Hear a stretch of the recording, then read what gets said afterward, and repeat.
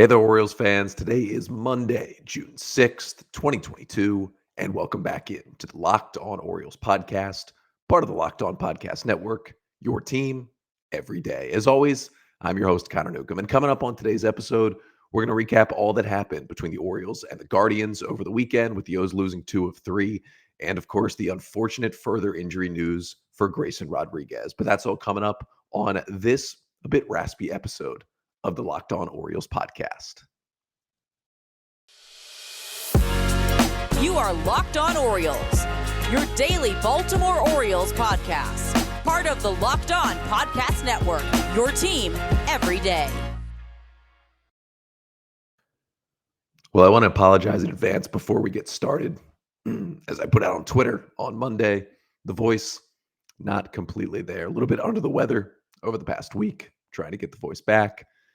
Yeah, that to me being at Bob Turtle Smith Stadium, cheering on the Maryland Terrapins all weekend, and the voice isn't great. But going to do as much Orioles talk as I can here on today's episode. And we're, of course, going to have our three big takeaways from the weekend. Orioles lose 2 of 3 to the Cleveland Guardians, falling 6-3 on Friday, winning 5-4 Saturday, and then losing 3-2 in the Sunday game. Had a chance to win the series, could not do it. And the Orioles 23-33 now on the season. But I'm going to get you my 3 big takeaways from the weekend. And the first one, Dean Kremer, I thought, had a pretty promising return to the mound for the Orioles. He makes his first appearance in the big leagues of 2022 after coming back from that oblique injury. If you remember, Dean Kremer made the opening day roster. He was in the bullpen for that series against the Rays at the Trop, and was warming up on the Sunday game when he felt something in his oblique, had to sit down, and he goes on the injured list for basically 2 months, and the Orioles don't have him. But he returns, and, it was not bad at all for Dean Kremer on Sunday. 4 1/3 innings, 5 hits, 3 runs, 3 Ks, and 1 walk. He did give up a homer, and, he got kind of a tight strike zone in that first inning, and then gives up a 3-run homer to Andres Gimenez with 2 outs. But Kremer settled down and went, 3 2/3 scoreless after giving up that 3-run homer, struck out 3. I thought really the fastball cutter combination was pretty impressive for Dean Kremer in this one. And, those 2 pitches, they really worked off of each other. He got 4 whiffs on the fastball, 3 whiffs on the cutter for his 7 overall. Fastball was in the zone. Fastball velocity was up to 93.5. He was 92.6 last year. Maxed out at 96 a couple of times. That was really impressive. The cutter got some swings and misses. Now, it was interesting to see, he didn't really throw his curveball much, only 4 curveballs in the 67 pitches that he threw.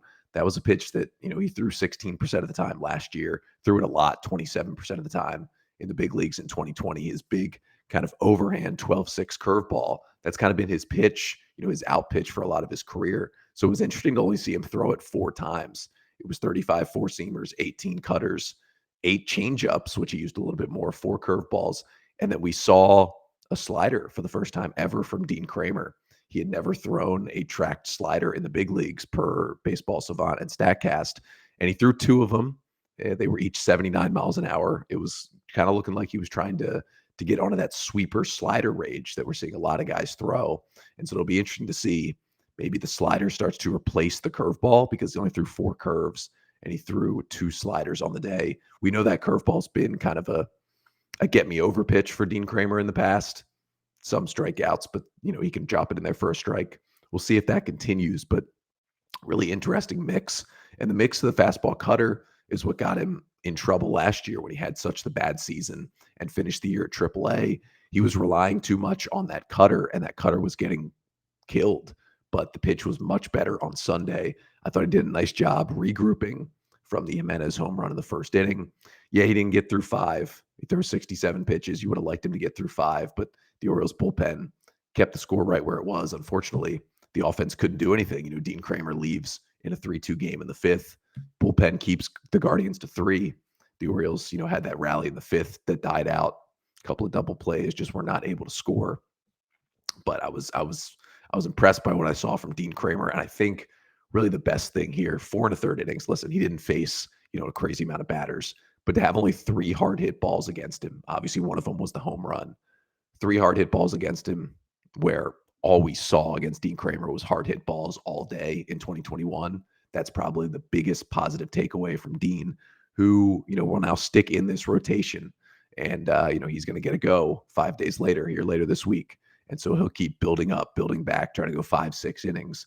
And if we could get a Keegan Aiken and a Dean Kremer resurgence this year, that is huge, huge for the Oriole pitching staff as this team moves forward, especially without John Means and potentially without Grayson Rodriguez for the rest of the year, as we will talk about in just a bit. But second big takeaway coming up, and we're talking about another young star for the Orioles who hasn't had as much success. That's Adley Rutschman, but just want to let you all know to hit the brakes on the panic button on Adley Rutschman. But first, let's talk about Athletic Greens, because it's a product I use every day. And I started taking Athletic Greens because I wanted better gut health. I wanted more energy. I wanted an optimized immune system as well. As you can tell, I probably need to optimize my immune system a little bit better. But many ask, what is this stuff? Well, with one delicious scoop of AG1, you're absorbing 75 high-quality vitamins, minerals, whole food source superfoods, probiotics, and adaptogens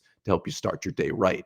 This special blend of ingredients supports your gut health, your nervous system, your immune system, your energy, recovery, focus, and aging. Literally supports everything in your body. And it costs you less than $3 a day. And you're investing in your health. And what's better than that? So right now it's time to reclaim your health and arm your immune system with convenient daily nutrition. It's just one scoop in a cup of water every day. That's it. No need for a million different pills and supplements to look out for your health. And to make it easy, Athletic Greens is going to give you a free 1-year supply of immune supporting vitamin D and 5 free travel packs with your first purchase. All you have to do is visit athleticgreens.com/MLB network. Again, that's athleticgreens.com/MLB network to take ownership over your health and pick up the ultimate daily nutritional insurance. So the Orioles fall to the Guardians 2 out of 3 over the weekend. It was nice to see him get the Saturday game, hold on to that lead. And, the bullpen had a good weekend, but Bruce Zimmerman got hit around a bit Friday, and then the offense just did nothing on Sunday. Ryan Mountcastle obviously hit a monster 2-run homer, but that was it. And the Orioles fall in the series. And really wasn't a huge weekend for the offense, just 10 runs in 3 games. And obviously, once again, they didn't get anything from Adley Rutschman at the dish. But my second big takeaway from the weekend is that do not hit the panic button on Adley Rutschman. He's not going to AAA. He's staying here. He's going to work through this. This is a rookie struggling, because that's what rookies do. They struggle because it's hard to hit in the big leagues. Adley Rutschman this weekend did get the day off on Saturday in the win, but started in the 2 losses behind the dish, went 0 for 8 with 4 strikeouts, had an 0 for 4 with 3 Ks on Friday and 0 for 4 with 1 K on Sunday. Actually, the only time he reached base this weekend was in the 9th inning to lead off. Orioles down 3-2 against Emmanuel Clase, one of the best closers in the game for Cleveland. And Adley strikes out on an 0-2 slider that gets away from the catcher, and he actually reaches first on a drop third strike. You thought it might start the rally, but Rougned Odor grounded into a double play. And that was that to pretty much shut down the Orioles on Sunday. Now, he did have 2 hard hit balls over the weekend, 1 in each of the games, but did not walk at all. But here's the thing, I get it. The bat hasn't looked great, really, from either side of the plate. But at the end of the day, he's still an elite framer. And go check out our @LockedOnOrioles Twitter account. Did a thread on how good Adley's pitch framing has already been since he's been to the big leagues. I mean, it has been elite stuff from Adley Rutschman in terms of framing. I mean, there's, he's already basically a top 10 framing catcher in the game. And there's certain zones, or at least quadrants of the strike zone where he is dominant. Outside to left-handers, he is pretty much the best catcher in baseball, according to the stats via StatCast, the framing stats, on framing those pitches that are just off the outside corner to a left-handed batter and getting those strike calls. Since he's been up, he's been the best catcher in baseball at doing that. The other pitch he's been really good at, getting that pitch just below the knees. Kind of, they teach you to turn the thumb up and catch the ball. It's a guy who was a catcher for 10 years in youth baseball in high school, went to a lot of catching camps. You turn that thumb up and you stick that pitch at the knees. Adley is really good at that. He steals a lot of strikes right below the knees, and he kind of steals a lot of those strikes, turning that glove in on the outside corner to lefties. It's one of those things where you can see it with the eye test when you watch, but you also look in to the StatCast numbers, and he's elite in those spots. It's already helping Oriole pitchers. It was helping Oriole pitchers in the minor leagues. It's going to help even more, obviously, with better umpires here at the major league level. And there is the conversation of, if the robo-umps ever come with the automated strike zone, the art of pitch framing mostly goes away. So does that take away some of his value? Maybe a little bit. But once that happens, he's going to be an all-star level hitter, and we won't have to worry about it as much. And, he did throw out his first runner on the base paths last week. So the defense is going to be there. But back to the bat for Adley. I get it. He's 7 for 51 now after an 0 for 8 over the weekend. That's a 137 batting average. That's not what you want through your first 13 games. 228 on base. He's got a double, a triple, 5 singles, no homers yet, no RBIs yet, 4 walks to 15 strikeouts. We get it. This is not the start we wanted from Adley Rutschman, baseball's top prospect and kind of the guy who's supposed to start turning the page for the Orioles. But, I've talked about this on Twitter at our Locked On Orioles account, and I've mentioned it briefly here on this podcast. But, Adley was one of really 4 mega prospects who came to the big leagues this year, but really even more. There was a lot of top prospects who debuted early this season, but there's really the 3 names that were put together because it's Adley Rutschman, Bobby Witt Jr. of the Royals, and Julio Rodriguez of the Mariners. All 3 of those guys, you looked at different places. They had one of those 3 guys as the number 1 prospect in baseball, and the other 2 were ranked 2 and 3. So they're all going to kind of be always bunched together because they all debuted here in 2021. Now, Witt and Rodriguez were on the opening day rosters. Adley obviously had to wait until May because of the injury. But at the end of the day, Julio Rodriguez right now, he's hitting the ball pretty well. 121 OPS plus. Bobby Witt has been better. But what you got to remember is both those 2 guys struggled as badly, if not more, than Adley Rutschman through their first 13 games. And this is why I'm saying it's not time to panic. Look at what these 2 guys did, who are, many think, just as good as Adley Rutschman at the dish, and how bad they were to start the season. We'll start with Bobby Witt, first 13 games. Remember, Adley, 7 for 51. Witt was 9 for 49. So just 2 more hits in that span, a 184 average. He also did not homer. He also struck out 15 times, just like Adley. He walked only 2 times. Adley's walked 4 times. Now Bobby Witt has started to turn it around. He's still only hitting 224, but he does have 7 home runs now, and he's got a 100 OPS plus. He's basically been a league average hitter so far this season. But remember, that was after an abysmal start in the month of April. Julio Rodriguez, an even better case to show what Adley is going to be able to do. Rodriguez, remember, Adley 7 for 51 in his first 13 games. Rodriguez 8 for 48 in his first 13 games in the big leagues, a 167 average. Also, no home runs in that span. So you see the pattern here. None of these guys homered in their first 13 games. Rodriguez could not contact the baseball. He had 23 strikeouts to just 4 walks in his first 13 games. Now what has he done? Well, now he is anchoring the Mariners lineup. He's got 6 homers. He's now hitting 274 again with the 121 OPS plus at this point in the season as we enter play on Monday. I mean, listen, these guys, I get it. They were not amazing to start the year, but now they've been much, much better. And the same thing is going to happen to Adley. Listen, he's still getting hard hit balls. He's not mashing everything. It's a little concerning that he's not elevating the ball as much as we would like. His launch angle is lower than you would think it would be at this point in his 13 games. But at the end of the day, for Adley, he's still taking good ABs. And I get that, the walks haven't come as much, but that's because pitchers are attacking him a little bit more because he's struggling. He's still hitting the ball hard, still hit 2 hard hit balls. He's still handling the pitching staff so well. The framing numbers are amazing. The hits are going to come. The power is going to come. The home run is going to come at some point. And once he gets that first homer, once he has that first big day, he's had a couple of 2-hit games. So that's been really good for him. I know he only has 7 hits, but he has 2 multi-hit games. He's going to have a 3-hit day with a couple of doublers, maybe a homer. And as soon as that home run happens, I think it's going to be the homer. Once he leaves the yard, it's going to be a snowball effect, and the bat's going to be there from both sides, and we're going to see the real Adley Rutschman. Again, this is a guy who the Orioles want to have around for 15-plus years in this organization. This has been 13 games. 13 games. This is the smallest sample size out there. Do not worry. Nothing is wrong. The swing still looks good. The approach still looks good. The defense looks better than expected. He's going to be fine. RELAX. Just relax on this one. Adley will be perfectly fine. He's going to heat up here, and it's going to be fun to watch when he does.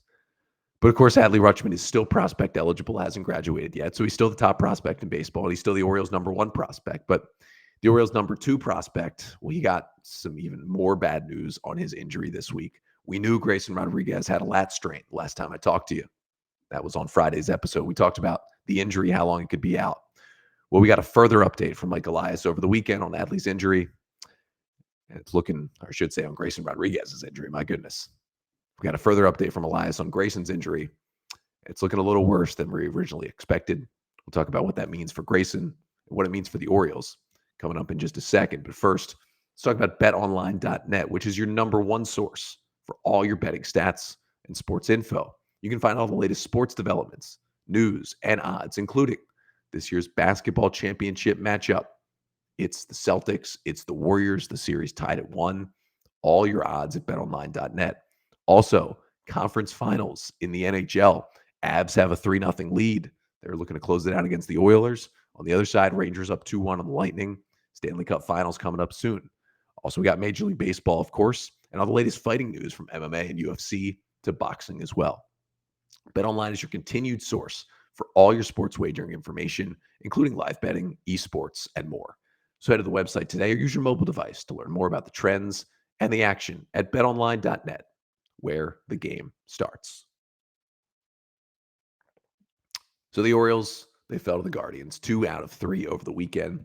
Brian, much needed off day here on a Monday for the O's. They dropped to 23 and 33, but they got worse news than a couple of losses over the weekend as Mike Elias announcing it's a grade 2 lat strain, as we found out on Saturday, for Grayson Rodriguez. Of course, Grayson, the backstory, in the 6th inning of another scoreless start at AAA on Wednesday night, gets the first 2 outs on 2 pitches. Second pitch of the inning was a fastball at just 89 miles per hour, well below the 95, 96 that Gray Rod averages.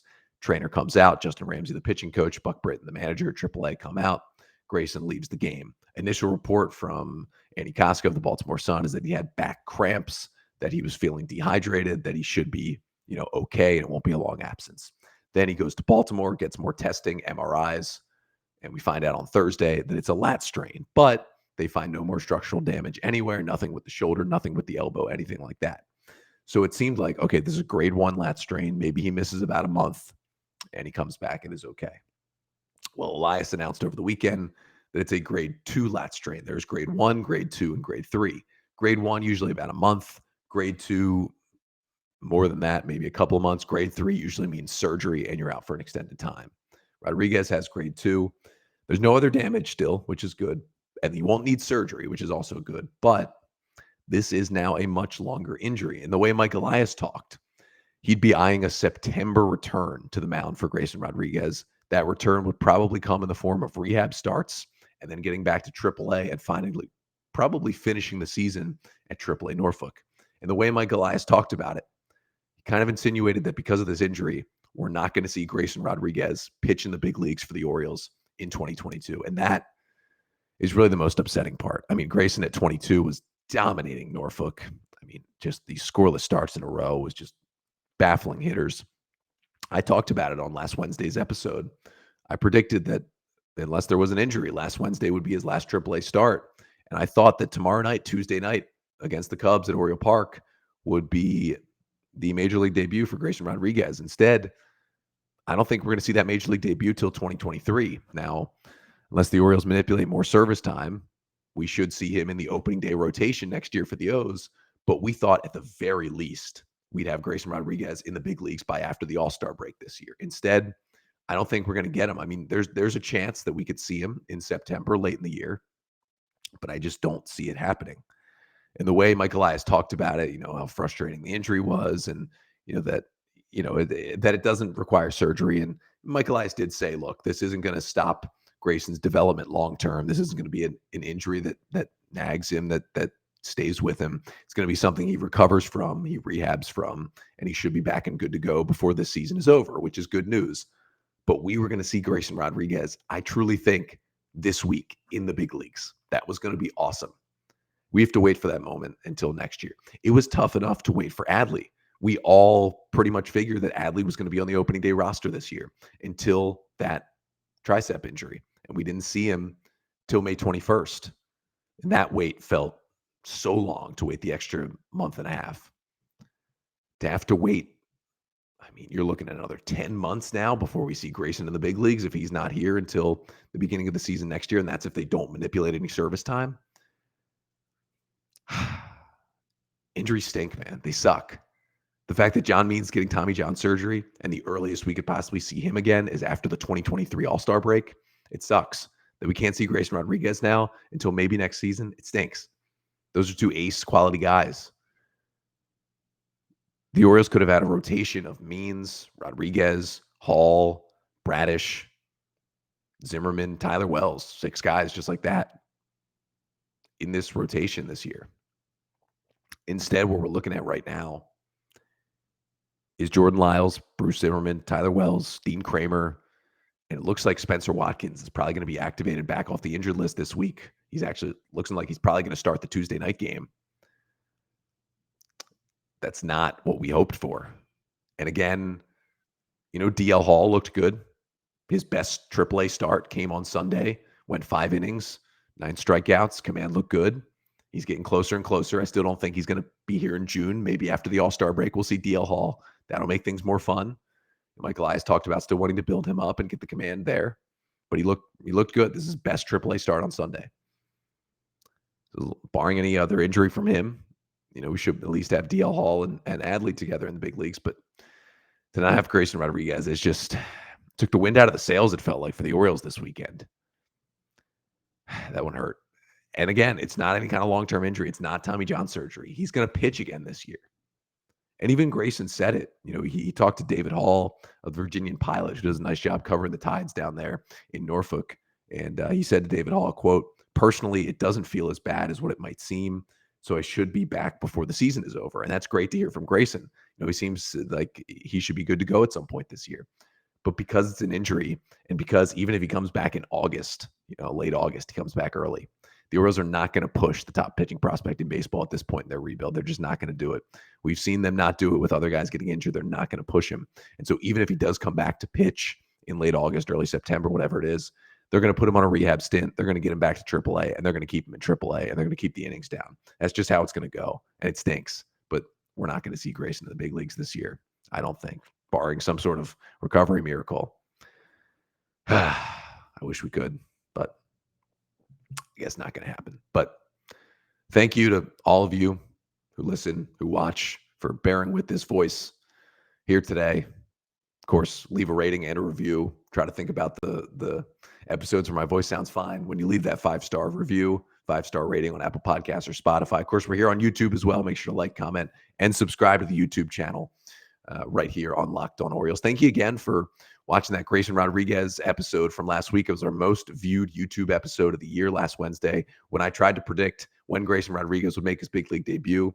People are saying I jinxed him because 2 days later, we found out he had a lat strain. Actually, later that day after the episode dropped is when he got injured.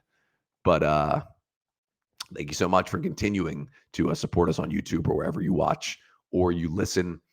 Be back with another episode on Tuesday. Apologize again for just the different posting time. It's going to be the same way on Tuesday as I continue to recover this voice. So expect a new episode wherever you listen and when you watch on YouTube on Tuesday afternoon. We'll get you set for this quick, interesting 2-game series. The Cubs are coming to Camden Yards. We'll talk about that with the Orioles and the Cubbies and get you all your O's news.